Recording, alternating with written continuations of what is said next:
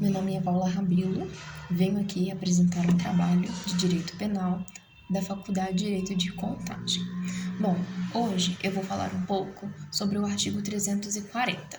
Em sua íntegra, diz que provocar a ação de autoridade comunicando-lhe a ocorrência de crime ou contravenção que sabe não se ter verificado, pena, detenção de 1 a 6 meses ou multa. Bom, no início desse artigo, ele traz a elementar provocar. Essa elementar provocar, ela quer dizer que o sujeito que se dirige até uma autoridade competente, pode ser policial, Ministério Público ou outro agente competente, o fato dele se deslocar para essa autoridade, frente a essa autoridade, e falar que aconteceu um crime, está classificando essa elementar provocar, conceitua essa elementar. O fato do sujeito estar indo até a autoridade. A forma de comunicação, ela pode ser realizada de 3 maneiras. Pode ser pela forma verbal, a fala, né? A forma escrita, uma carta, ou pela forma anônima, que significa a ligação.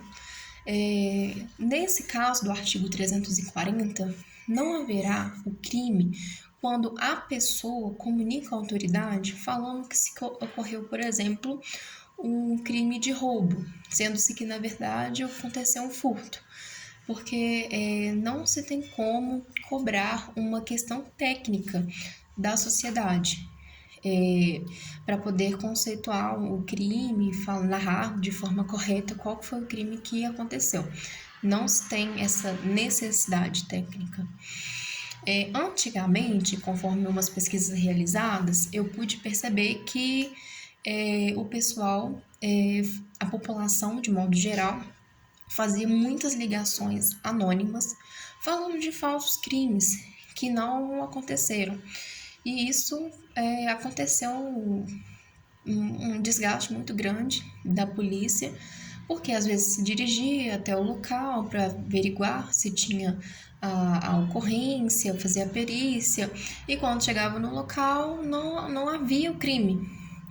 Aí, para poder reduzir esses casos, foi criado uma identificação com o avanço da tecnologia que coibiu, né, que reduziu significativamente essas falsas denúncias. Esse crime do 340, ele é um crime comum que pode ser praticado por qualquer pessoa. É um crime de menor potencial ofensivo, é um crime que não tem tanta significância para a sociedade. É um crime doloso, não se existe de forma culposa. E o sujeito passivo, ele é a administração da justiça. Como exemplo, eu trouxe em meu trabalho, parte escrita, 2. Um da Josefina, que a Josefina, ela tinha um bar e restaurante na Vila Marimbondo, e percebendo-se que há uma tranquilidade local, ela tem a ideia de criar uma situação fictícia e começa a proferir gritos de socorro, me ajuda, ele quer me matar. Após proferir essas palavras, essas frases, ela se dirigiu até a Avenida Francisco Firmo de Matos, onde foi guarida imediatamente por um policial militar. O policial militar, percebendo aquela situação, o desespero dela, foi até o local, tentou buscar o criminoso, só que não localizou. Aí ele perguntou a ela como que eram as suas características e como tinha acontecido o fato.